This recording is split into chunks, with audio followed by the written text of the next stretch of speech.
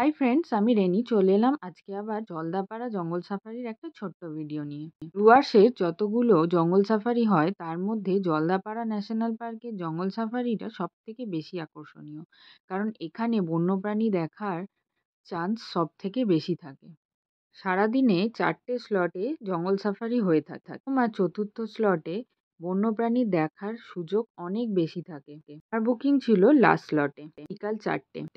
প্রচুর ময়ূর দেখেছি, প্রচুর পরিমাণে সাম্বার প্রজাতির ডিয়ার। হরিণগুলোর আকার ছিল অনেক বড়।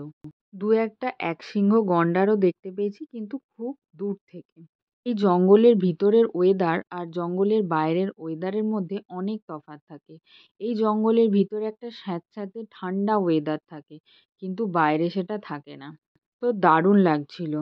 জঙ্গল সাফারি কিন্তু বর্ষাকালে বন্ধ থাকে, আর কিছু হলিডেজেও বন্ধ থাকে, যেরম হোলিতে তো বন্ধই থাকে।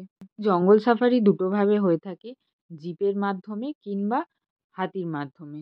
জিপ হলে 6জন আর এলিফ্যান্ট হলে 4জন নেওয়া হয়। এলিফ্যান্ট সাফারির খরচটা বেশি হয়। জঙ্গল সাফারির বুকিং বাইরের কাউন্টার থেকে হয়, আবার অনলাইনেও আগে থেকে বুকিং করা যায়। এখন পৌঁছে গেছি ওয়াচ টাওয়ারে।